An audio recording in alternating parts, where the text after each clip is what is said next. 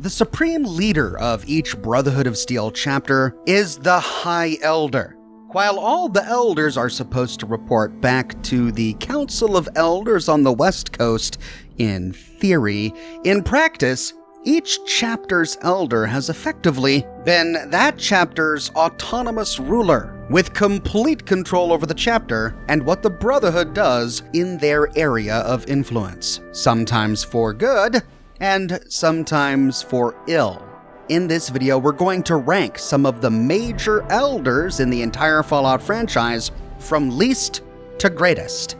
However, we won't be able to go over all of them. There have been dozens and dozens of elders in canonical Fallout lore, most of whom have never even been mentioned. Some of whom have only been mentioned in passing. For example, some of the terminal entries at the Hidden Valley Bunker in the Mojave Wasteland refer to previous elders that chapter has had, and some of their exploits and failures, but they never give us enough information to really understand them. Likewise, during the events of Fallout 4, we learned that after the death of Sarah Lyons, the Capital Wasteland chapter had numerous other elders before Arthur Maxson came of age, and we won't be covering them either.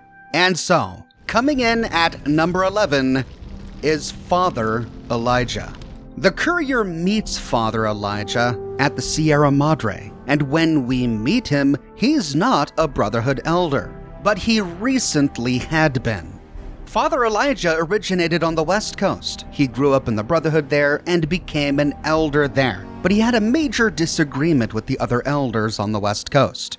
The elder who brought us to the Mojave, Father Elijah, he was our elder when we came east. A wizard with technology, really. His mind just worked that way, naturally. Bright guy, but just between you and me, he was a little off. But he started having disagreements with the other elders. The Brotherhood's interest is in old technology. He wanted to explore developing new tech. He sought ways to improve upon technology, make it better. And there were other ways he wanted to push, other weapons, ones with ethics questions attached. Rather than deal with him, they sent him east. They sent him to look into the dam. The Brotherhood is interested in retrieving, preserving, and cataloging technology, in particular older technology. But Father Elijah didn't want to just hoard that technology, he wanted to improve upon it. He wanted to use it, which went against what many of the other elders on the West Coast believed. Rather than confronting Father Elijah, they gave him a task force and sent him east on an expedition. On paper, his goal was to claim Hoover Dam for the Brotherhood, but in reality, they were just tired of him. When he arrived in the Mojave Wasteland, he had his chapter of the Brotherhood set up shop in the ruins of Helios 1, and this was because he was trying to find the Euclid's Seafinder. It's a targeting device for some kind of doomsday weapon based at Helios 1. He knew that there was a powerful pre-war weapon still orbiting the planet, and he thought he could gain control of it at Helios 1. The problem was that Helios 1 was in NCR territory, and the NCR took exception to the Brotherhood's presence, especially when they're occupying a pre-war solar power plant. And so the NCR besieged Helios 1 for 2 years. When we found Helios 1, he was like a kid in a candy store. Kept talking about the potential and a grand design never realized. He even insisted we set up our base there, against the objection of nearly every Paladin. While we were there, we received word that the NCR had taken the dam. And we knew the NCR was moving in on us, but the Elder refused to budge, insisting that he just needed more time. He gave orders to hold the plant until it could be reactivated, but he ran out of time. The NCR overran it. Wave upon wave of NCR troopers hit us from all directions. We held out for a time, but we were grossly outnumbered, and they had more men than we had ammo. Eventually, our positions collapsed. Trying to defend Helios was a blunder of the worst kind, and many brothers lost their lives because of it. Many of the senior paladins, myself included, advised him to fight a retreating action, but he refused to budge. Said he almost had it working. Lost a lot of people defending it. Too many. All for this weapon they never got working. Helios was the worst goddamn action I've seen in a long, long career of fighting. During this time, Father Elijah didn't provide any leadership. He was completely obsessed with this pre-war superweapon that he just knew was within grasp. This failure of leadership led to the deaths of countless Brotherhood soldiers, and ultimately to the fall of Helios 1, which is why when we stumble upon Helios 1 during the events of Fallout New Vegas, it's occupied by the NCR. After the defeat of the Brotherhood at Helios 1, Father Elijah abandoned the Brotherhood. He completely deserted them. When the perimeter was finally overrun, the Elder had simply vanished. He continued to pursue more and more powerful technology, traveling through the Divide, Big Mountain, until finally arriving at the Sierra Madre, where we meet him. Father Elijah is last on this list because he had no consideration for the value of human life. He had no knack for diplomacy, quarreling with the other elders. He was stubborn, and he wouldn't listen to the paladins and the knights who tried to give him sound advice. You ask what I learned from him. I learned what I don't want to become. In the end, there was just him and his vision. Nothing and no one else. If he could have made the Brotherhood act like machines, ordering them around with the push of a button, he would have. He had no leadership skills, refusing to take charge when his men were under attack, and because ultimately he was a selfish person who only valued power. Number 10. Elder Cleric Quintus. The Fallout TV show introduces us to Quintus, who's described as being an Elder Cleric of the California Brotherhood of Steel in 2296. The Brotherhood under his leadership is very different from the Brotherhood as we know it in the games. Cruelty and violence are rampant in the Brotherhood ranks. They haze and brutally beat each other. It's a matter of tradition within the Brotherhood's ranks, and the leadership just turns a blind eye to it. While publicly he says that violence against another brother is a sign of weakness, privately, if he believes that the violence was part of somebody's ambition, he sees it as a sign of strength. For example, when he believes that Maximus injured Dane so that Maximus could take Dane's place and go out into the wilds, he rewards Maximus by giving him exactly what he wants. Good boy. And you will be Knight Titus, new squire. Having a policy that encourages other brothers to fight amongst themselves is not good leadership.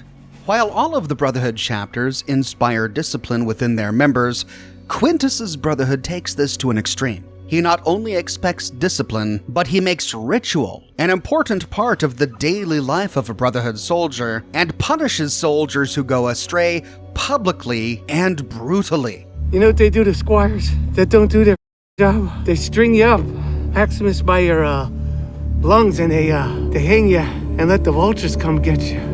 That's what they're gonna do to you.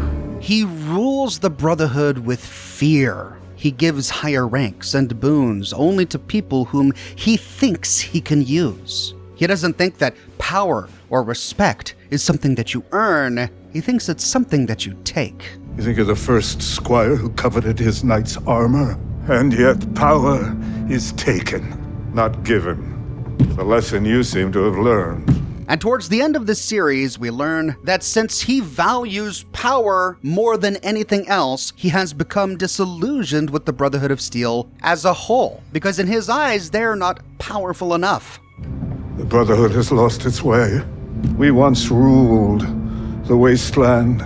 Now, the fortunes of the West Coast Brotherhood have declined to such an extent that we get the impression that the West Coast is now taking orders from the East. We start the series with the Brotherhood following orders given to them by the Commonwealth Brotherhood in Boston. Our mission comes from the highest clerics in the Commonwealth. And we walk away from the finale of Season 1 thinking that he might be planning a revolution, a coup. That his goal is to rebel against the other Brotherhood of Steel chapters and elders to seize control for himself. And together, you and I, we will take power, and with it, we will start a new Brotherhood with me as its head and the likes of you as its sword. The kind of leadership that Quintus provides is a despotic leadership with no long-term vision. It's not only cruel, but it's unhealthy for the longevity of the Brotherhood. And the fact that he's plotting treason secures him a place near the bottom of this list. Number 9. Paladin Hardin. Paladin Hardin is not an elder when we meet him, but he optionally can become an elder based on the courier's choices during the events of Fallout New Vegas. He's not a greedy person. I don't think he craves power. But the reason he ranks so low on this list is because his style of leadership isn't appropriate for the environment where he finds himself in during the events of New Vegas. He was one of the paladins who encouraged Father Elijah to abandon Helios 1 before they got wiped out by the NCR. He genuinely cares for the Brotherhood and for the Brotherhood soldiers. But he's a legalistic kind of guy. He follows the rules explicitly, which doesn't leave much wiggle room to accommodate new realities. In order for Hardin to become an elder, we have to expose the existing elder, Elder McNamara, of having violated a Brotherhood tenet called the Chains That Bind.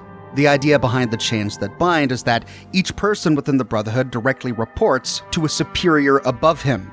Giving orders to someone who isn't your direct subordinate, or following orders from someone who isn't your direct superior, breaks the chains that bind and violates the Brotherhood's rules. The current elder of the Mojave chapter, even though he saved the Brotherhood from Helios 1, technically broke the chains that bind dogma. If we can just find an instance where McNamara went around someone and gave orders to their subordinates, we'll have him. And based on this technicality, Hardin plans to oust McNamara from being an elder. McNamara gave my men new orders without telling me, thereby breaking the chain that binds. With this, I can finally have him removed as elder. But if we choose to make Hardin an elder, the Brotherhood doesn't benefit from it. One of the problems with the Mojave chapter of the Brotherhood is that they're incredibly isolationist, something they inherited from the Brotherhood on the West Coast. They only recruit new members from within, from soldiers who give birth to new children. Well, like just about everyone else here, I grew up in the Brotherhood. No, actually, you're born into it. My parents, their parents, so on. When you're young, you can choose to leave, but it's home, so most people don't. We don't take on new members, really. You can do the math on our long-term prospects based on that point. I keep hoping we'll change that. We don't take on new members. We're all descendants from the original Brotherhood. Something's gonna have to change, or the empty suits are gonna be all that's left of us. Which of course is a death sentence for their entire chapter. They're going to grow incredibly slowly, if at all, unless they start to recruit from outside their order, which is something that Hardin absolutely refuses to do because he's a hardline stickler for the rules. Instead of recruiting new people or starting diplomacy with some of the other factions in the Mojave, the first thing he does if he becomes elder is he asks us to execute the Van Graff family because they deal in weapons, to make an example of them. I want you to visit these weapons dealers, this Van Graff family. Make an example of them. Leave no one alive. Only the Brotherhood should own all technology. Only the Brotherhood should have plasma and energy weaponry. And any outfit that would defy the Brotherhood by daring to own these energy weapons, let alone trade in them, must be destroyed. And even if he never becomes elder, once McNamara ends the lockdown, he wants to go back to Helios 1 and try to retake it from the NCR. With the surface open to us once again, Hardin's already started talk of sending a force out to attack Helios, but I hope to dissuade him. Despite having lost to the NCR once already, despite having half the numbers that they had when they lost to the NCR the first time, that's what he wants to do. Instead of working on diplomacy, recognizing the weakened position that his chapter of the Brotherhood is in the Mojave wasteland, he's seeking to make examples out of his perceived enemies, which is not something you do in that state. You don't make new enemies when your chapter is in a weakened state like this. We're a tiny splinter from a shrinking group. We don't take on new members, but we're still picking fights with the big boys. All these years, the Brotherhood has collected weapons technology. And for what? To keep it out of people's hands? That clearly hasn't worked. To defend ourselves? We can't compete with the NCR's numbers or the Legions. We're fighting a war for a lost cause. If we're gonna survive, we have to find a role in society, attract new members. and his inability to be diplomatic ultimately leads to their downfall. If we replace McNamara with Hardin as the Elder of the Mojave chapter, and then if we end the game by siding with the NCR, we have to destroy the Brotherhood. Buried beneath tons of rubble, the Mojave chapter of the Brotherhood of Steel was no more. Because Hardin refuses to negotiate. McNamara is diplomatic. McNamara would negotiate with the NCR, thus sparing the lives of his entire chapter. But with Hardin as elder, his entire chapter is doomed if the NCR takes power. Hardin is a true believer, and he's a capable soldier, but he ranks so poorly because he's so inflexible, which makes him a poor leader. Number 8, Sarah Lyons. Sarah only ranks this lowly only because we don't really know what she was like as an elder. We know from the events of Fallout 4 that after the death of her father, Owen Lyons, she became elder. But the records aboard the Pridwin don't tell us what kind of elder that she was. We do know, however, that she died in combat fighting super mutants in the capital wasteland. She valued technology, she despised super mutants, but she also felt it was important to help the people of the wasteland. And the fact that she died in battle while trying to rid the capital wasteland of the super mutant menace means that she was brave and valorous, as a good Brotherhood soldier should be, and of course as the leader of Lion's Pride would be. And since killing super mutants for the benefit of the people of the wasteland was important to her father Owen, it's likely that as elder she picked up where he left off. But she didn't last as elder for very long, which means she didn't actually achieve very much, which means we can't rank her very high. Number 7, Knight Shin. Knight Shin came with Paladin Ramani during the first Brotherhood expeditionary force to Appalachia. They were dispatched by none other than Roger Maxson, the founder of the Brotherhood of Steel himself. And he's not an elder, and he never becomes one, so perhaps he's not suitable for this list, but I include him because he is potentially one of the sole leaders of the Appalachian chapter of the Brotherhood of Steel based on our choices. Something must be done, and I am the only one left to do it. He's a firm believer in the Brotherhood of Steel, and he's greatly concerned with following the rules. The Brotherhood of Steel is an institution built on the foundations of order, integrity, and discipline. We are the Wasteland's only hope for a new world. But that world cannot be built with weak links. His loyalty to the Elders is unshakable. He would rescind his oath before besmirching the Brotherhood's name. That includes making sure that everybody in the Brotherhood, including Paladins and Elders, respects the chain that binds. When we first meet Knight Shin, he's not a very pleasant guy. He treats us brusquely. He has very little patience for people outside the Brotherhood or from within the Brotherhood. He is overworked and he's tired. But as we get to know him, he reveals himself to be a great lover of life, in particular, the lives of Brotherhood soldiers. Don't disrespect your fellow initiates. Initiate Houston is a skilled medic with a tireless work ethic. When you're bleeding out, you'll be happy to have her along. You actually noticed that? Wow. Thank you, Knight. When we lose Brotherhood soldiers during some of our missions with him, he grieves. Norland! No! And he takes personal responsibility for those losses. This is my responsibility. But I made a mistake. I made a premature assumption that the area was safe. It's my fault that he's dead. No. This is my responsibility. I shouldn't have put you through this on your first field mission. He's brave and valorous, willing to risk his own life to save the lives of other Brotherhood soldiers. Wait! Don't come any closer! I triggered some kind of trap. If I move, then just get away from here. I can't let anyone else. My armor can take the blast. Cover your head! What? No! Don't!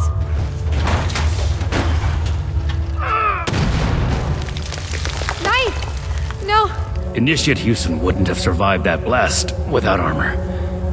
I did. There's a big difference between risking one's life for a comrade and charging in head first just because you can. The latter is arrogance. The former is crucial to being part of the Brotherhood. And he values the lives of people outside of the Brotherhood. One of the reasons he's so hard-nosed about the rules is because the one time he deviated from the rules, it led to the deaths of civilians. On their way from the West Coast, Knight Shin broke protocol and gave some weapons to some settlers who were under attack by some raiders. The rocket launchers, the ones we found at the crater and foundation. We had secured those weapons from a military facility with the intent of keeping them safe. We were supposed to keep them to ourselves. That's how we operate. But then we ran across a settlement being threatened by raiders. We couldn't just leave them to die. We equipped the townspeople with the weapons and fought by their sides. Ramani decided we would stay and fight them. But giving the order to distribute the weapons to the settlers there, it was my idea. I wanted to give them a chance. But I got them killed instead. Those civilians trusted us to save them. It was a massacre. The whole place was wiped out. We disobeyed orders, handing out those weapons instead of safeguarding them. He gave them their technology, which is something a Brotherhood soldier should never do. He did it so the settlers could defend themselves. He did it for the best of reasons. But because they were so heavily armed, the raiders showed no mercy and slaughtered those settlers to the person. Shin believes that it was breaking this protocol that led to so many deaths. He blames himself, and he has sworn never to violate Brotherhood doctrine again. My decisions played a part in what happened that day. I swore to never make a mistake like that again. To never lose lives like that again. During the course of Steel Dawn and Steel Rain, his superior, Paladin Ramani, repeatedly bends the rules. Paladin Ramani's actions are unbecoming of her station. She carelessly shares resources, takes unnecessary risks, and doles out her trust to anyone who takes an interest in joining us, regardless of merit. The Brotherhood she's building is not the one I believe in. Exceeding her authority from time to time, culminating in a moment when she destroys the Brotherhood's only way of communicating with the West Coast, thereby severing the chain. No! To a new Brotherhood! What have you done, Paladin? The Elders have no hold on us anymore. Stand with me, Shin. Play a part in forging a better future. I have every intention of forging a better future. But this is not the way. You've broken your oath, Paladin. With your link removed from the chain, I am the highest-ranking officer present. All members of the Appalachian Brotherhood of Steel now answer to me. Paladin Ramani did this because she wanted to turn the Brotherhood of Steel into a different kind of organization, which of course is something that Knight Shin absolutely hated. When Ramani destroyed the transmitter, she broke the chain. She betrayed the Brotherhood. She also believes that if the West Coast ever learns that she and Shin had broken the rules and given technology to civilians, they would have punished her, possibly even removing her authority. I destroyed the transmitter. The Elders are blind to the good we can do. We need to break free from their influence. You only did this to escape responsibility for that incident. You can't bear to face the judgment of the Elders. The Elders would have us stand trial for crimes we didn't commit. Your own sense of guilt is blinding you to that. But Knight Shin wants to confess what they've done to the West Coast Elders. But with the transmitter destroyed, now they can't. If Knight Shin gets an opportunity to speak with the Elders, he will confess to this incident and to us breaking their direct orders. The plot goes on for much longer, but at the end of the DLC, one of our options is to side with him, in which case we destroy Ramani and he takes control. He never calls himself an elder, he would never rebel against the West Coast Elders like that, but he essentially rules the Appalachian Brotherhood. If, however, we side with Ramani, we either kill him or he leaves and travels back west to tell the Elders on the West Coast exactly what happened.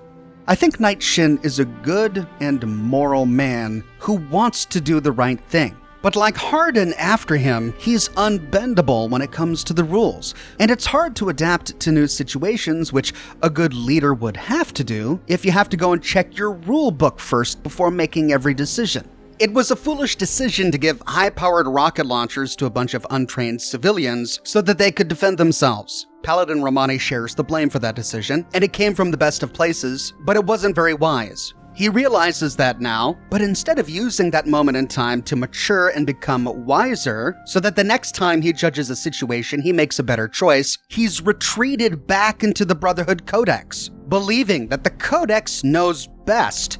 The Codex is suitable for every situation, which it's clearly not. In this way, he's abdicating personal responsibility, allowing the Brotherhood Codex to guide every decision he makes. And due to his fear of losing soldiers in battle and harming innocent civilians, he's become incredibly cautious, which can lead to the same type of isolationism that plagued the Mojave chapter, something Scribe Valdez detects in his character and worries about. Knight Shin believes strongly in the Brotherhood the Elders have built, and for good reason. It's given order to all our lives, and its mission is critical to the revival of humanity. Still, he fosters an oppressive and isolating mindset. I can't help but wonder if the Order will evolve into a detached and selfish one with people like him at the helm. I think Knight Shin is an excellent member of the Brotherhood, but he wouldn't make the best elder. Number 6, Leela Ramani. Again, Paladin Ramani is not an elder of the Brotherhood of Steel. But when she arrives in Appalachia, leading the 1st Brotherhood Expeditionary Force, she's the sole commander of the Brotherhood here. So for all intents and purposes, she might as well be an elder. Do you support the growth and outreach of the Appalachian Brotherhood of Steel under the command of Paladin Leela Ramani? And in fact, her choices during the DLC put her down the road to becoming an elder. At the end of the Steel Dawn DLC, she destroys the only communication equipment that they have to communicate with the elders on the West Coast. And her reasons are simple.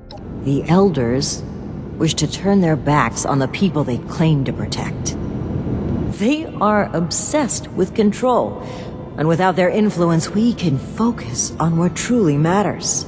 Rather than severing us from the civilians, we must work alongside them. Rather than hoarding technology, we must be open to showing the people how to utilize it. I'll have some That is the only way to return the world to what it once was. Paladin Ramani wants to change the Brotherhood. She wants to turn the Brotherhood from a technology-hoarding military force to a true government that helps the people of the wasteland. Now we've got people coming from all over to ask the Brotherhood for help. We've got to do something about this. I would like the people to feel they can turn to us anytime they need. My primary concern is for the safety and well-being of the people of Appalachia.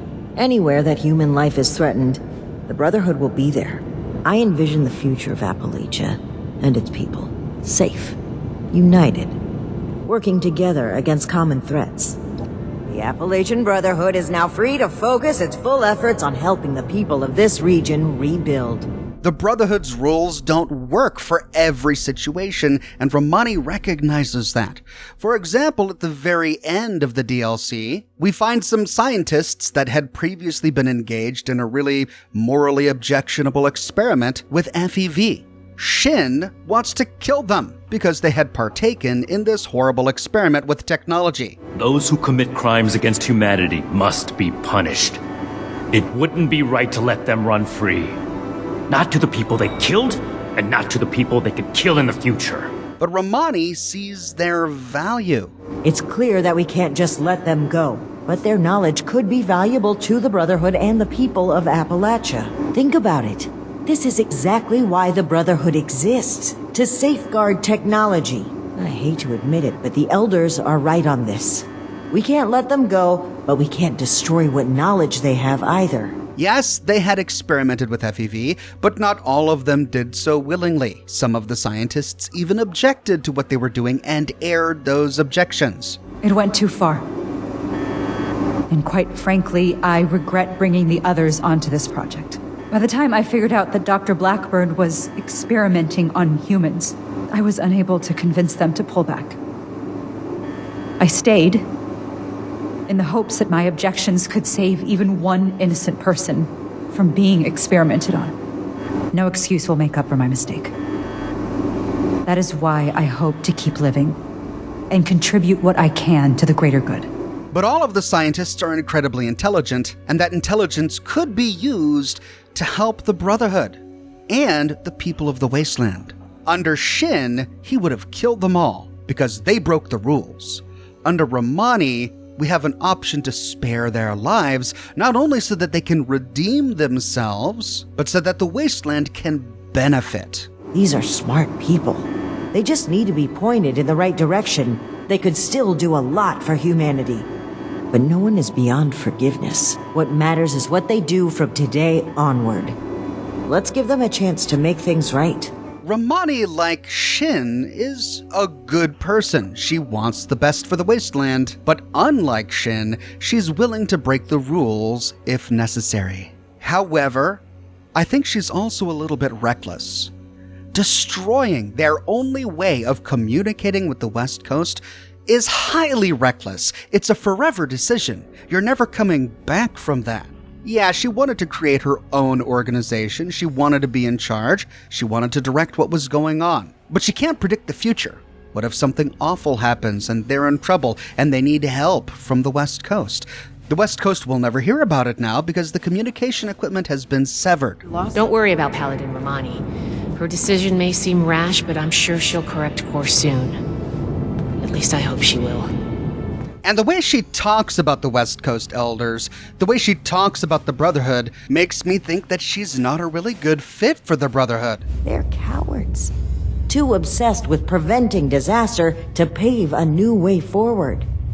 Under their guidance, we will never rebuild the world. We'll stay rooted in place, guarding a hoard of technology that can be used for neither good nor evil. Here in Appalachia, we have an opportunity to make a real difference, to help the people of today build their own future. So let's cut free and take that opportunity. Other elders who wanted to bend the rules a little bit did so quietly while respecting the West Coast Elders and in order to achieve a goal for the Brotherhood. McNamara violating the chain that binds to prevent panic from spreading throughout Hidden Valley. Owen Lyons ignoring orders from the West Coast as part of his strategy to get more technology for the Brotherhood and to make the Brotherhood stronger. But Layla, she kind of just rejects the Brotherhood's precepts altogether. This is not a betrayal, Initiate. I believe in the Brotherhood of Steel. So much that I would rewrite its customs to lead it on the right path. Well, okay. If you're rewriting all of the Brotherhood's customs, what exactly about the Brotherhood do you believe in? The Brotherhood is its customs. It is its codex. It is its philosophy. If you completely change all of that, it's no longer the Brotherhood. It's something else. She just wants to help the people of Appalachia, which is a noble goal, but she doesn't have the diplomacy necessary to make that goal work within the confines of the existing Brotherhood structure, which of course is why she feels like she has to sever all communication to begin with. This lack of diplomacy, this lack of respect she has for her own organization, is why she lands so solidly in the middle here. Number 5. John Maxson. We meet John Maxson during the events of Fallout 1. He's the grandson of Roger Maxson, the founder of the Brotherhood of Steel. Well, that was when my granddad, Roger Maxson, led his soldiers here and started the Brotherhood. Roger Maxson, well, he led our people here in the Great Exodus. Started the Brotherhood from scratch, quite a leader. John Maxson is the High Elder, but he works with a council of elders inside the Lost Hills bunker. Well, you see, there's 4 of them, and that's about all they can ever agree on. They can't even agree if they want to piss, much less pick a pot to piss in. He is a kindly, if not crotchety, old man. Look, I don't have time for a story that long right now. And he gives the Vault Dweller a lot of information and some welcome help. But he never really wanted to be an elder. Paladins are in charge of all security and outside activities. I remember trading with the Hub, going on scouting missions for the Elders. Ah, man, those were good times. The High Elder position is to mediate the meetings between the Elders. See, 2 years ago I got talked into it. If I'd have known then... The Council of Elders convinced him to become the High Elder due to his relationship with the founder, Roger Maxon, but also due to his valor in combat and his commanding abilities. He's a skilled and capable battlefield commander. But as an Elder, he's tired. He dislikes the politics that he has to deal with on a daily basis. And he also doesn't wield that much power. We get the impression that the Brotherhood at this time is ruled more by a council than by an individual person, because even though he's High Elder, he had a very difficult time convincing the other Elders of the imminent danger from the north. I've heard the High Elder arguing with the other Elders.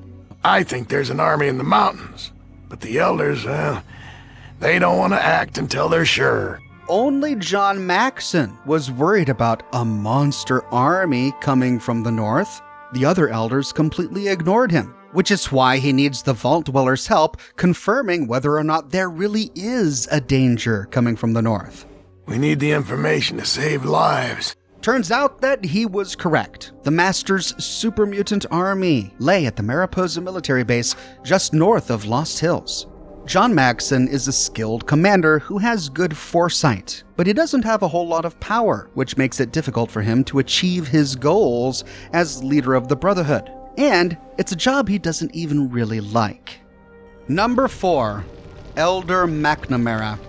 When we arrive at Hidden Valley during the events of Fallout New Vegas, it's Nolan McNamara who's the acting elder of the Mojave chapter of the Brotherhood of Steel. The reason he's elder is because after Father Elijah abandoned the Brotherhood, it was McNamara who rallied the survivors together and led them away from Helios 1 before the NCR could completely destroy them. Elder Elijah was nowhere to be found, so McNamara took charge and led what remained of us on a counteroffensive west. We lost a lot of men and women, but we broke through and made it here. Make no mistake, McNamara saved this chapter that day. But Elder McNamara has done all right by us. If it weren't for him, none of us would have survived at Helios. His excellent battlefield reactions earned him a ton of respect from within the Brotherhood, which led to him being nominated Elder to replace Father Elijah. The problem, and the reason Hardin wants to replace him, is that McNamara has really leaned into the whole isolationist part of the Brotherhood's personality. This bunker is currently locked down, allowing no entry or exit, with you being one of the few exceptions. Under the lockdown, only essential personnel are permitted to enter or leave. And we understand why. It's a protective measure that was enacted after our defeat at Helios. The NCR was hot on our heels, and we wouldn't have survived another encounter. It was decided that we would stay quiet for a time, heal the wounded, and try to come up with a new strategy. However, after we had fully recuperated, our first scouting measures showed that the NCR's presence in this region had only increased in our absence. There are now more than 5 times the number of NCR troops in the area as when we fought them, and we have half the number we did at Helios. And so the lockdown has been extended. To go outside would be the death of us all. Most of the chapter has been sealed in here for years. Morale has plummeted as time has gone by, and all because of the Elder's explicit order that no one be allowed in or out. The only way things will change is if a new Elder is installed. It's not that I dislike the Elder, but I strongly disapprove of his current style of leadership. We're safe, yes, but at what cost? We've got more than a few people in here who are going a little stir-crazy. No one can leave except for a few small scouting parties, and no one is allowed to enter. Over time, this has led to people in the wasteland completely forgetting about the Brotherhood in the Mojave wasteland. Their influence in the region has diminished, in part due to their defeat at Helios 1, but also in part due to their complete disappearance from the wasteland. Their ability to find and secure technology has diminished since they send out few scavenging parties. Their numbers are dwindling since their soldiers aren't producing enough children to repopulate their chapter, and they refuse to induct outsiders. McNamara's isolationism is not good for the health of the Brotherhood, But the reason he ranks more highly than Hardin is because he is able to change his mind. He wants to lift the lockdown. He's not doing it because he likes it, he's doing it because he thinks it's necessary. He sent out some scouts to monitor NCR positions in the Mojave, but they never returned. He sent these scouts out at the same time that he sent out some scavengers to find equipment to repair their bunker's air filtration system. He had been told by his scribes that the system was slowly failing, and he chose to send these scouts out secretly to avoid causing a panic. That's how he broke the chain that binds. Instead of telling this to Hardin, who's in charge of the Paladins and usually sends them out, he contacted the Paladins themselves to avoid spreading a panic throughout the bunker. If we complete a quest to find those scouts and relay their reconnaissance to McNamara, we can demonstrate to him that the NCR isn't quite as powerful as he thought. If I'm reading this right, it appears that the NCR's grip on this region is nowhere near as firm as I thought. A Brotherhood attack while we're busy with the Legion would be catastrophic. The situation being what it is, we can't afford to lose even a single man unnecessarily. And we can convince him to change his mind, whereupon he voluntarily lifts the lockdown. I believed my actions were guided by caution and prudence, but I now see the truth. People called me a hero after what happened at Helios, but I left that battle scarred by fear, and have allowed that weakness to govern my actions. That ends now. I will undo the wrong I have done my brethren and lift the lockdown. With luck, we will once again flourish. He's overly cautious, but when proven wrong by facts, he admits his mistakes and changes his behavior. And he's willing to negotiate with the other factions in the Mojave Wasteland. The only way for the Brotherhood to stay alive with an NCR ending is if McNamara is Elder, because only McNamara is willing to negotiate a truce with their hated enemy, the NCR. Hardin is too proud and too bitter. I wonder if, given the NCR's current situation, they would consider a truce of sorts. We've given up our claim to Helios, and we don't have any interest in claiming Hoover Dam, so our ambitions are not at crossed purposes. Perhaps it's time for a new strategy.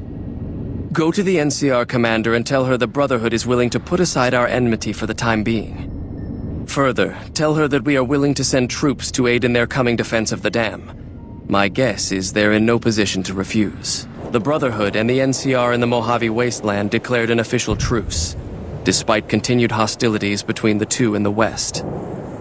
As per their agreement, the NCR handed over all suits of salvaged power armor, and in return, the Brotherhood helped patrol I-15 and Highway 95. But there are some Brotherhood rules that even McNamara won't bend. Having explored the wasteland for several years now, Veronica has discovered that other factions that regularly recruit new people, other factions that regularly discover new technologies, grow stronger over time. They're more adaptable to more situations. You know, I've been thinking. The real problem with the Brotherhood is that we isolate ourselves. Our training is top-notch, our technology gives us an advantage, but when it all comes down to it, we're losing because we shun the outside world. We always make enemies, never allies. We refuse to recruit outsiders or see the value in their simpler technologies. When Veronica tries to convince McNamara that the Brotherhood's isolationism is preventing them from ever competing with the NCR or any other power in the wasteland, we need numbers, new recruits. What does the Codex say? A bunch of closed-minded bullshit. We do not help them or let them in. But we keep knowledge they must never have. Give it a chance. For me. I can't stay here and watch us waste away. I'm sorry. We'll die out. I know. The truth was right there staring him in the face. How could he not listen? The hell of it is he's one of our most progressive members. If I can't get him to agree, it's hopeless. No matter which type of technology we show as evidence to McNamara, he still refuses to change his mind. McNamara is brave in combat. He thinks quickly on his feet. He has the charisma to inspire his fellow soldiers, and he's flexible enough to work with other factions to ensure the Brotherhood's survival. He's never betrayed the Brotherhood. He's never schemed in the darkness to try to oust someone from their rank. And even though he respects the Brotherhood rules, he's willing to bend them a little bit if it means that the Brotherhood will survive. As Elder, he asks the courier to help him do really practical things for the Brotherhood. We help the Brotherhood with their scouting reports. We repair air filtration systems for the bunkers in their subterranean network. Things that are necessary for survival. But his fear of the dangers in the wasteland and his adherence to the Brotherhood Codex lead to self-destructive isolationism, which prevents his chapter from ever truly being great. Number 3, Arthur Maxon. Arthur Maxon has the privilege of leading the most powerful chapter of the Brotherhood that has ever existed. His chapter in the Commonwealth has plenty of soldiers, dozens upon dozens of suits of power armor, weapons and ammo in plenty for every soldier, vertibirds in numbers that darken the skies. But none of that is because of him. Arthur Maxon inherited the legacy of Owen Lyons. The only reason his chapter was able to know relative peace is because Elder Lyons and the Lone Wanderer defeated their enemy the Enclave while Maxon was still a child. The only reason everybody has fresh food and water is because Owen Lyons and the Lone Wanderer completed Project Purity while Maxon was still a child. And the only reason the Pridwin exists is because Owen Lyons and the Lone Wanderer destroyed the mobile base crawler at the Adams Air Force Base while Maxon was still a child. Arthur Maxon has inherited the peace and prosperity that was established by his predecessor, Lyons. The tragedy is that he's too proud to admit it. He stomps around the Pridwin as if he's a self-made man, slagging off the legacy of Owen Lyons as if Owen Lyons and his daughter had held the Brotherhood back, as if they were the ones who made the Brotherhood weak. A decade ago, the Brotherhood had almost gone completely astray. The Elder before Maxon sent us down a path that was leading nowhere. He was more concerned about charity than the preservation of technology. But when Maxon took over, he single-handedly reprioritized the Brotherhood from the ground up and put us back on the path to glory. Before getting shipped to the Commonwealth, I thought Elder Lyons still had some good points.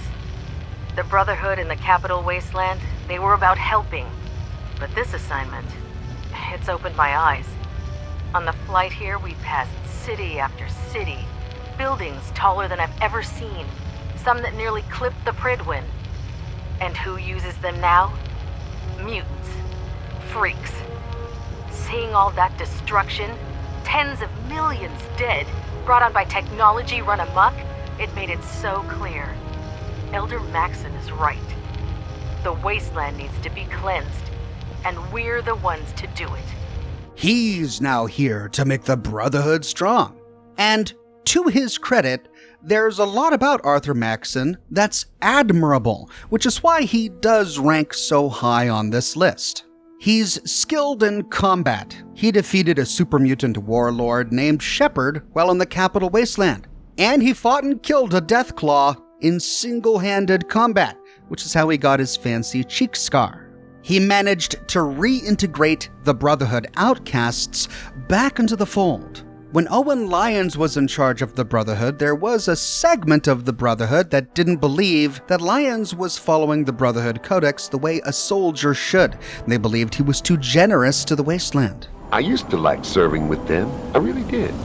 But the technology has to come first.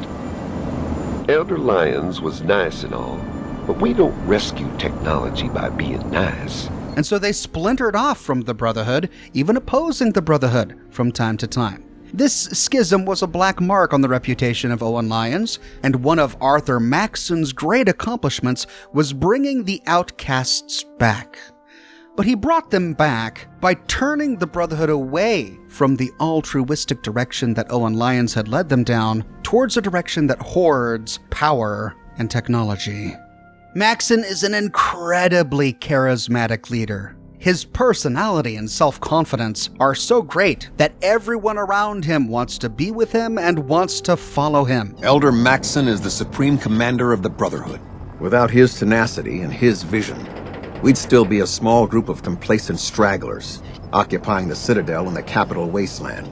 In a mere decade, he's grown the Brotherhood of Steel into a major military force. He's an inspiration to us all. Maxson's a brilliant tactician, a formidable warrior, and possesses an idealistic vision for the future of the Brotherhood. I'd follow him anywhere, without question. He single-handedly reprioritized the Brotherhood from the ground up and put us back on the path to glory. This ship and its crew are a testament to his leadership. He seems to know what's best for everyone. Exactly. Without his determination, we'd be lost. It's to the point where some people on the West Coast practically worship the guy, much to his embarrassment. His likability not only improves the morale of his soldiers, but helps keep them disciplined and in order. There's no arguing that by the time Maxon arrives in Boston, the Brotherhood is a well-oiled, disciplined fighting machine. He's a principled person who not only preaches the Brotherhood Codex, but lives it. You shouldn't judge Maxon on his words alone.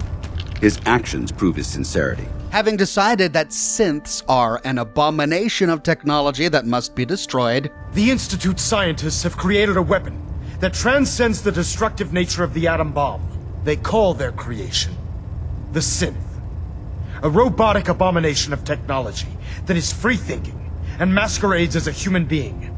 I am not prepared to allow the Institute to continue this line of experimentation. He doesn't play favorites, and he makes no exceptions. When one of his favorite soldiers, Paladin Dance, is outed as a synth, he orders Dance's execution. Dance is a synth. He represents everything we hate. A monstrosity of technology. I'm ordering you to hunt down Dance and execute him. And he's even willing to execute Dance himself, staring Dance in the eyes while slitting his throat with a knife, if the sole survivor doesn't have the stomach for it.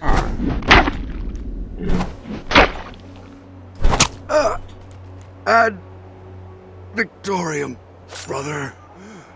In order to spare Dance's life, the sole survivor has to pass an incredibly difficult charisma check. But even then, Dance becomes kill on sight with anyone in the Brotherhood, and we become kill on sight if we travel with him. Dance, as far as I'm concerned, you're dead.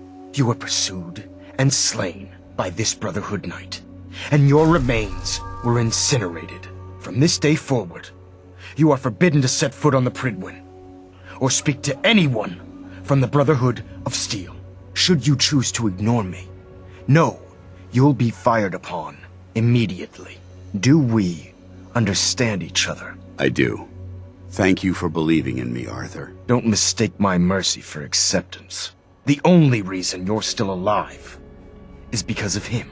Being a brave and principled, charismatic leader is a really important character attribute for a successful elder. But refusing to negotiate, refusing to compromise, is not the mark of a good leader. And those character attributes make the Brotherhood weaker. The Brotherhood is weaker, not stronger, if Paladin Dance is executed for being a synth. On Maxon's orders, the Brotherhood are tasked with destroying the railroad. The railroad may not appear to be a threat, but I can assure you they are a potential danger. Our tactical analysis says they could possibly hamper or harm our operations, which is a risk I'm not willing to take. If we strike them now, we should be able to maximize the amount of damage we do to their organization. If successful, fine. But if they fail, all they've done is made an enemy. The Brotherhood underestimated us badly.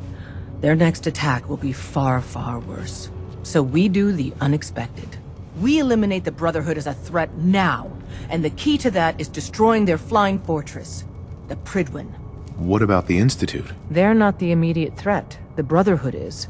The railroad has no desire to fight the Brotherhood until the Brotherhood attacks them first. And the Brotherhood has no justifiable reason to attack the railroad except for the fact that the railroad rescues synths.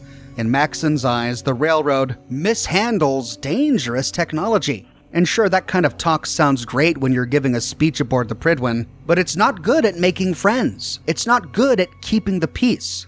It only makes new enemies, and having too many enemies makes you weaker, not stronger. Instead of giving out food and water for free, When Maxon arrives in the Commonwealth, he sends his forces out into the wasteland to requisition food from struggling farmers. The food stores don't replenish themselves, so I need legs on the ground to hit up farms in the area. We'll be requisitioning a portion of their harvest, and I need that food crated and ready to go for when I send out a collection team. Your mission will be to ensure full cooperation of the civilian farmers, by any means necessary. Any means necessary? You're giving me carte blanche on this. You said it. Like they say, if you aren't with us, you're against us. Think you can handle that? I'm in. Good. I'll mark the farm on your map. Remember, guaranteed cooperation. Why do I get the impression I don't want to hear what you have to say? The Brotherhood needs your help to protect the Commonwealth. Donate a portion of your crops to the Brotherhood, and it will not be forgotten. I'm sorry, but we already lost all our stores to raiders. If we gave up our next harvest, we'll starve. The Brotherhood of Steel demands your tribute, citizen. You will hand over a portion of your crops to the Brotherhood. You get what you want. Just please, don't hurt us. Some may say that this isn't Maxon's fault, it's Tegan's fault. But Maxon knows exactly what's going on aboard his ship. Are we to suggest that Maxon is such an incompetent leader that he doesn't realize the orders that his direct subordinates are giving? By giving away food and water in the capital wasteland, the Brotherhood earned a lot of goodwill from the people who lived there. By stealing food and water from farmers in the Commonwealth, all Maxon is doing is reaping bad will, is making more enemies. But unlike his predecessors in other chapters across the continental United States, Arthur Maxon has agreed to accept new recruits. He recruits from outside the Brotherhood, and that's the only reason his chapter has been able to grow. And is this our new recruit? Yes, sir. I feel promoted him to initiate, and I'd like to sponsor his entry into our rankings personally. Yes, we've read your reports. You'll be pleased to know that Elder Maxon's approved your request. And yet he makes certain tactical choices that are questionable. For example, bringing children into combat on a combat vehicle. A questionable decision that even Paladin Dance disapproves of. I never liked having squires aboard a warship, but Maxon thinks they need to train under fire. But more to the point, parking a highly explosive Zeppelin right above the Boston airport. It's one thing to use a highly explosive Zeppelin as a means of transportation, moving high up in the atmosphere across the continental United States. Sure, okay, that makes sense, but then bringing it down close to the ground and hovering over the airport? When you're within range of your enemies? That's not so smart. The only way the Brotherhood can be destroyed by any of the other factions is by exploding the hydrogen that's keeping the Printwin aloft. All three enemy factions utilize that weakness to destroy the Brotherhood, which you'd think would be a very obvious thing that you wouldn't do. This is a huge blunder, and the only way the Brotherhood is going to survive Boston is if his enemies are incapable of exploiting this very obvious weakness. So Arthur Maxon is an incredibly charismatic leader who commands the respect and loyalty of the soldiers around him, who's able to heal the rifts from within his own faction and give his forces a clear goal to strive for. But he's not a tactical genius. His stubborn adherence to the rules only makes his faction weaker, and he's riding the coattails of Owen Lyons, enjoying the legacy built by another man. Number 2, Roger Maxon. Roger Maxon is the founder of the Brotherhood of Steel. He's the Brotherhood's very first elder. He never appears in person in any of the games, but his voice does appear during the events of Fallout 76. He's referenced in all of the games, and it's impossible to do a video like this without mentioning him. Roger Maxon was a mere captain in the army during the Great War of 2077. In 2076, he was sent under the command of Colonel Robert Spindle to protect the Mariposa military base. He didn't know it, but the Mariposa military base was actually a lab developing the forced evolutionary virus. While stationed there, Maxon discovered that the scientists were using military prisoners as human test subjects. They were infecting them with FEV, killing them. Maxon was horrified. He tried to confront his superior officer, Colonel Spindle, but Spindle had locked himself in his office and refused to answer to Maxon. After waiting 5 days for him to come out, Maxon with some other soldiers burst in, only to discover Spindle suffering from a mental breakdown. He apologized to them and then committed suicide. That left Maxon in charge of the military team. The other soldiers in Maxon's outfit were so horrified after learning that military prisoners were being experimented on that they wanted to just murder all of the scientists. Maxon stopped them from murdering the scientists, but he started to interrogate them to find out exactly what was going on, to find out whether or not the scientists were just doing this on their own or if the government was actually involved. While interrogating one of the scientists, a man named Robert Anderson, he discovered that these experiments were actually sanctioned by the US government. Maxon refused to believe it at first, but as Anderson repeatedly insisted that this was a government project and that he was just following orders, Maxon lost his cool and murdered Anderson. Maxon then went on to interrogate and murder more scientists at Mariposa. Upon finally realizing that these experiments were sanctioned by the US government, he and his soldiers seceded from the Union. Captain, I heard you're a traitor. Traitor? If disobeying unconscionable orders makes you a traitor, then I suppose I am. I know most of you love America. Good old red, white, and blue. But those of us who served at Mariposa know something. America failed. He gathered the families of all of his soldiers together inside the Mariposa military base and waited for the government to respond. But the government never did respond, because 3 days later, on October 23rd, 2077, the bombs dropped, ending the United States of America and civilization as they knew it. This left Roger Maxson as the leader of a brand new organization. He couldn't keep his soldiers and their families at a military FEV lab, so they left Mariposa on an exodus to reach the Lost Hills bunker. Along the way, he and his soldiers had to fight off raiders and looters, and they suffered losses along the way, but eventually arrived at Lost Hills, where Maxson established the Brotherhood of Steel. Creating a new organization that used a bunch of medieval titles wasn't done as a joke.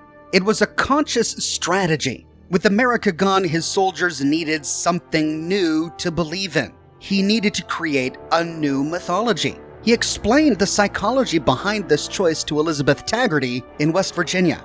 We need to do something bold. We can't just stay the U.S. Army. What's going to happen, and this is only a matter of time, is some general or some goddamn politician is going to exit a vault and start ordering us around. And worse, they'll order some grunt to start the whole goddamn cycle again. Another wave of nuclear death, and if that's not enough, they'll do it again. You know they will, Lizzie. It ends with us. We won't let them. It was the knights and the scribes, after the fall of Rome, that protected what was left of Western civilization. So we are the new knights, and our role is similar. What we need is purpose.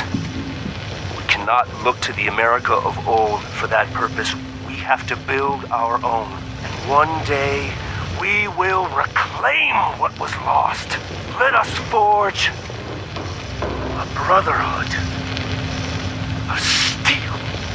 For a time, Maxon was content with the Brotherhood being an organization that was there to protect the people of the wasteland. But as time went on, he became more obsessed with the idea of protecting the legacy of Western civilization. And it was during this time of reflection in Lost Hills that he moved the Brotherhood away from altruism towards putting the preservation of technology first.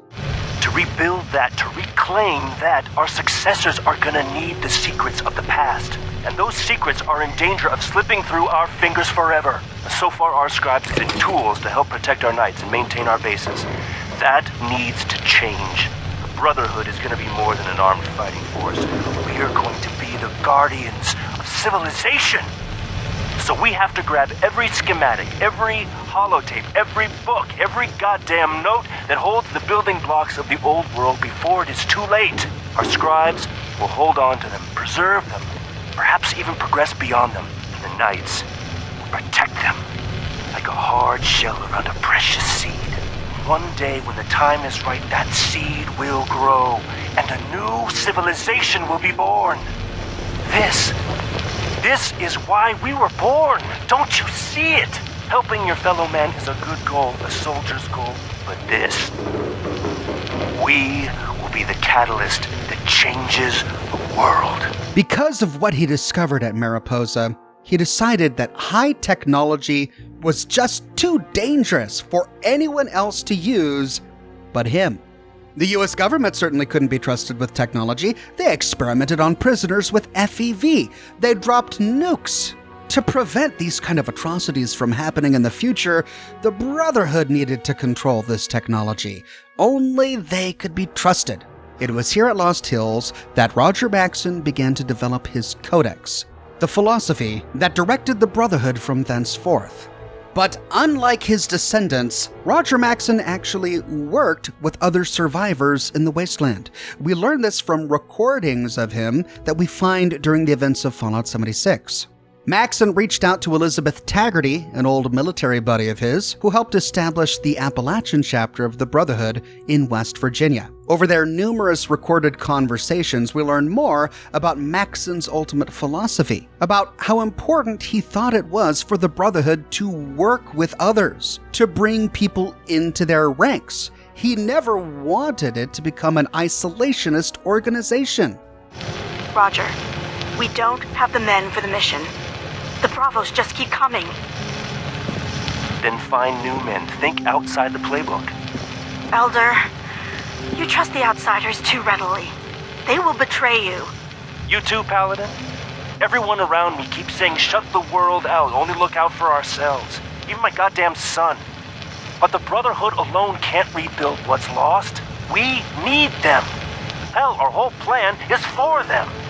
But even during his lifetime, he saw the beginnings of isolationism begin to sprout in the minds of his fellow soldiers and his heirs. And it didn't take long for Maxon to regret the way he responded to the scientists at Mariposa. It was, of course, understandable that he was horrified when he discovered what the scientists were doing, but murdering them in a rage?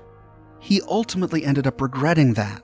That said, shortly after the bombs dropped, and he realized his need to leave Mariposa, he ordered all civilians that weren't related to his soldiers to stay behind at Mariposa. They weren't allowed to go with him on his exodus to Lost Hills, which ultimately was a death sentence for them, because no one survived Mariposa except for Maxon, his soldiers, and their families. Perhaps it's that event that planted the seed of isolationism within the character of the Brotherhood, that gave them and their descendants the idea that they needed to keep themselves separate from civilians and the world. Maxon was a visionary. He saw a golden future for his tribe, and he inspired those around him to strive for it. He had a way of talking that was incredibly authentic. The very formation of his order was a rejection of the bureaucracies and the lies that plagued pre-war America's military. He presented himself as a soldier's soldier, someone who previously suffered under the thumb of unqualified superior officers who were blind to the struggles of the common soldier. Therefore, he could relate to the common soldier, which is a theme that he worked into many of the public addresses that he gave to the Appalachian chapter of the Brotherhood. It's a theme that he touched on when he personally wrote eulogies for soldiers who died in Appalachia, and it's something that worked. His soldiers hung on his every word. He wasn't perfect. He could let his anger and disgust get the better of him, and in such a fugue state he could make rash decisions. He was very aware of the power of his speaking abilities, and honestly, some of his speeches come across as a bit manipulative from time to time.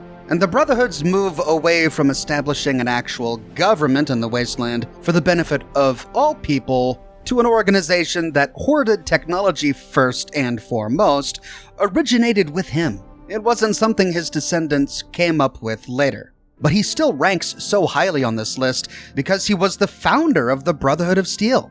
His personal moral code was the foundation for the Brotherhood Codex. As a man, he was valorous, defending his soldiers in combat, defending prisoners, the weakest of the weak, when they couldn't defend themselves. Standing for something when everyone around him just followed orders. He made some poor choices, but eventually became wise enough to recognize them as poor choices and to regret them.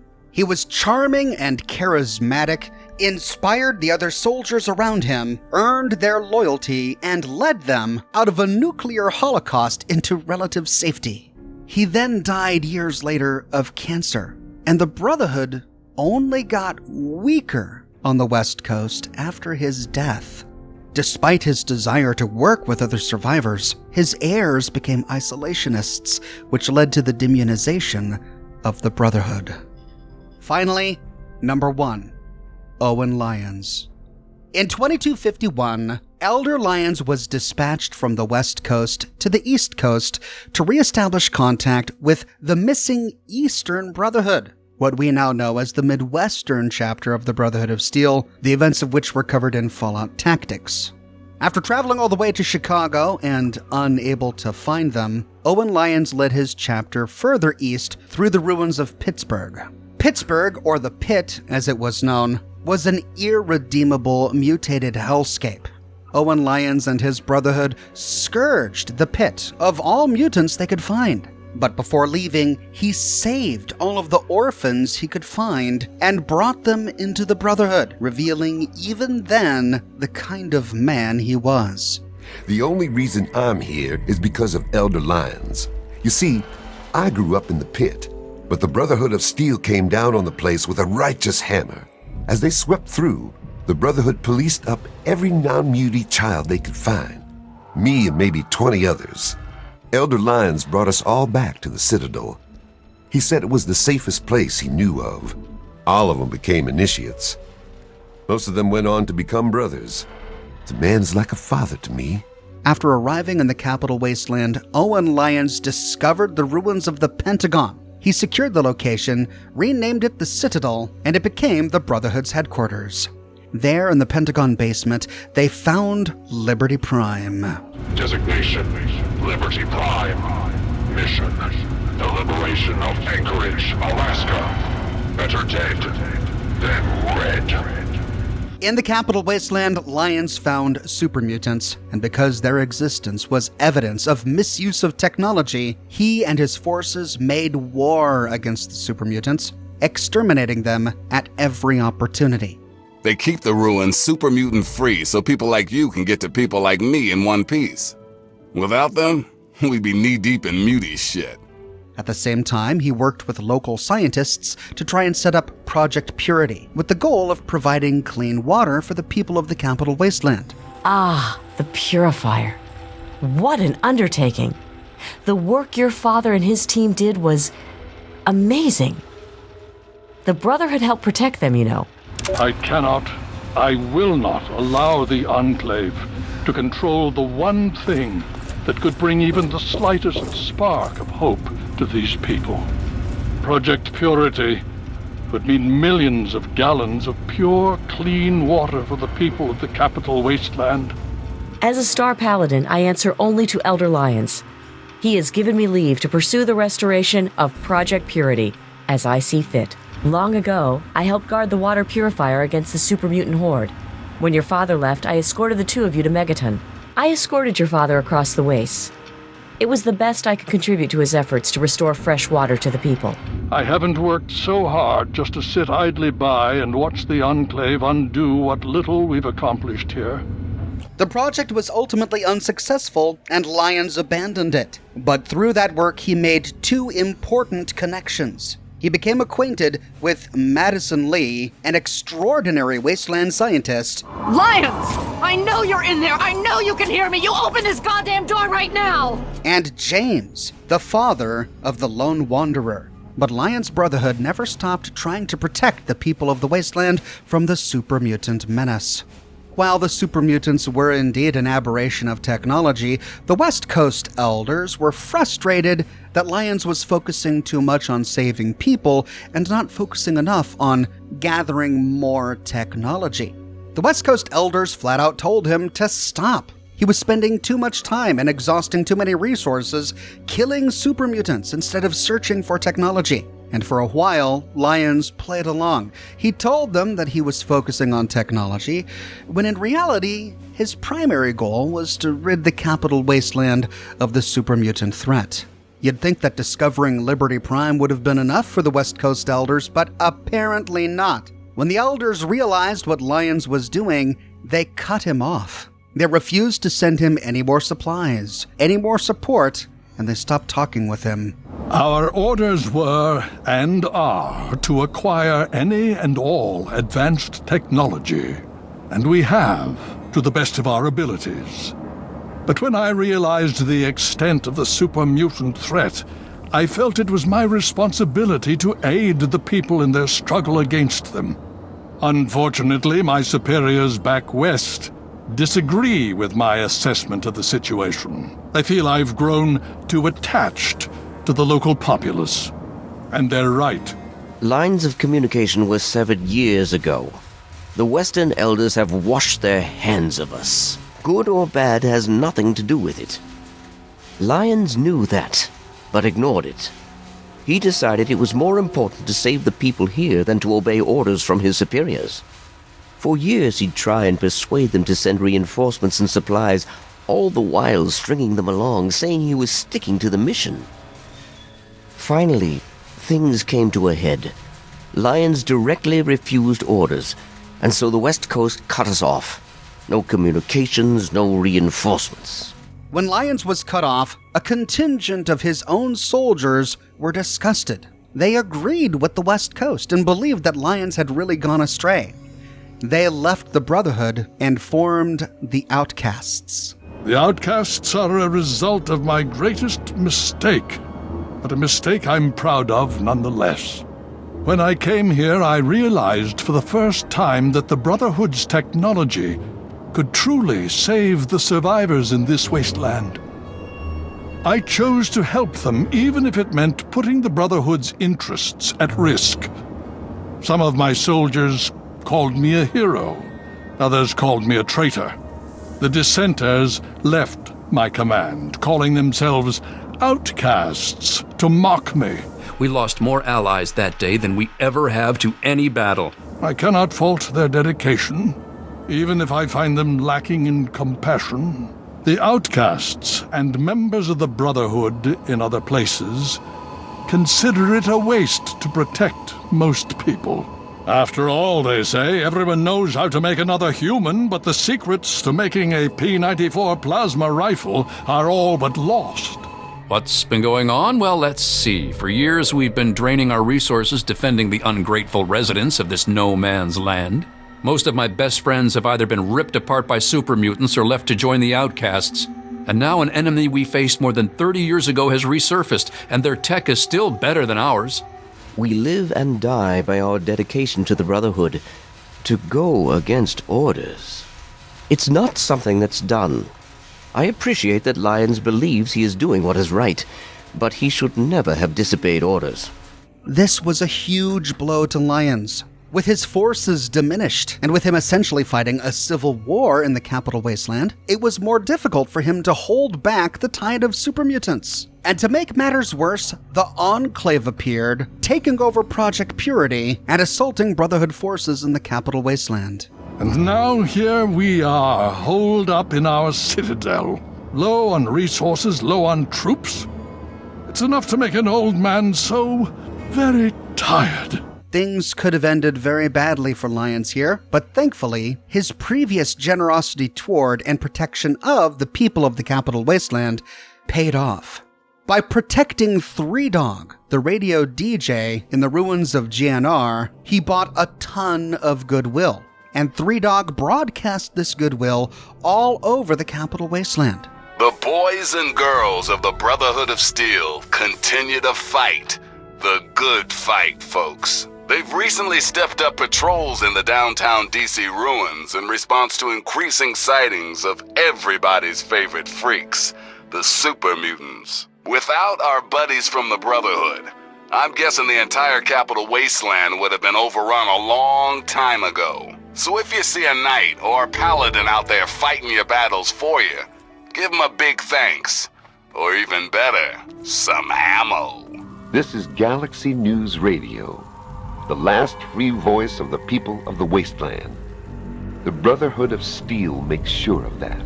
Oh, I have plenty of enemies that would love nothing more than to put a bullet between my eyes. The only thing keeping that from happening is Sarah Lyons and the Brotherhood of Steel. We've brokered a sweet deal.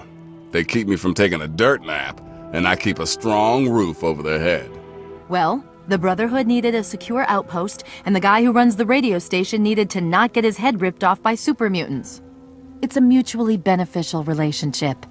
One of the reasons the Lone Wanderer even crossed paths with the Brotherhood of Steel is because of Three Dog. And because Owen Lyons previously supported Project Purity, he was reconnected to Madison Lee and won the services of the Lone Wanderer. With the Lone Wanderer's help, Owen Lyons began to see success after success. Had Owen Lyons never supported a charity designed to provide water to the wasteland, he would have never found Madison Lee, who was responsible for fixing Liberty Prime's fusion power problems.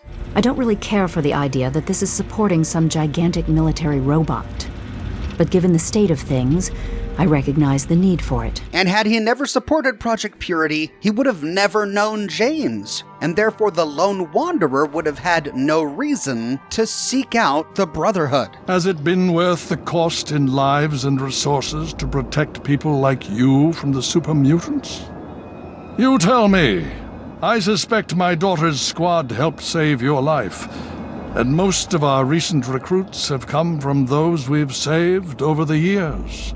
It's cost us, but we've saved many lives, and made the capital wasteland a place where people can live. Yes, I'd say that's been worth it.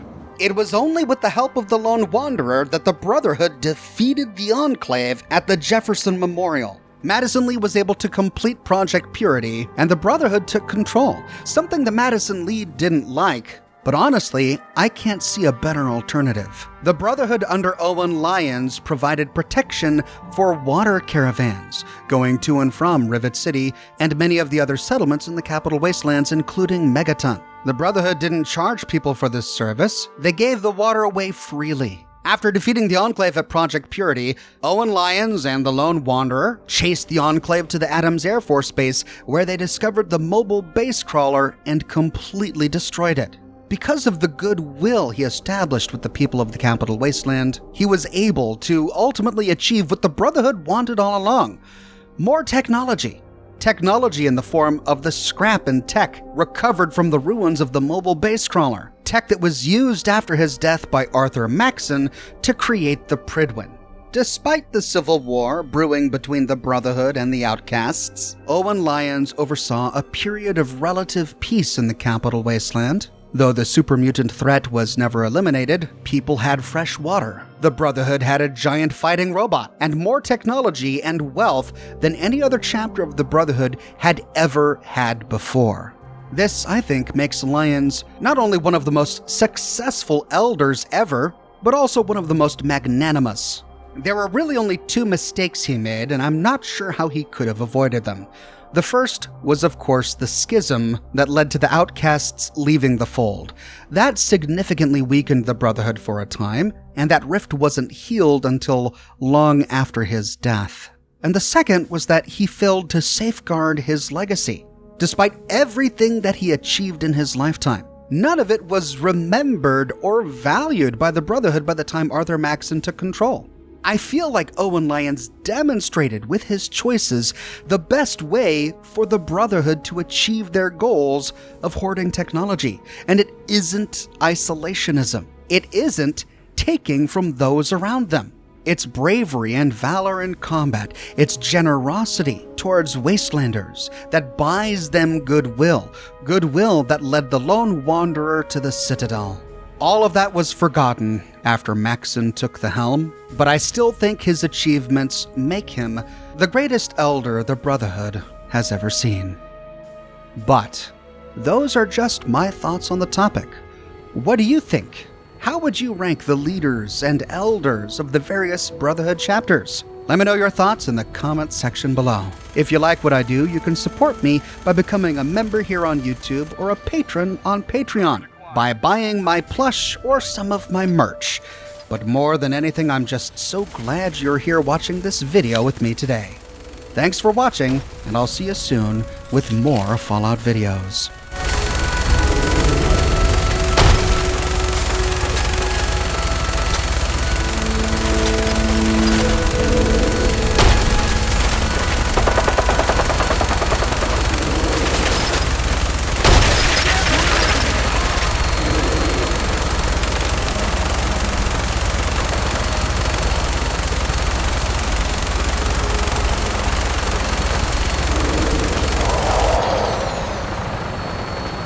Primary target down.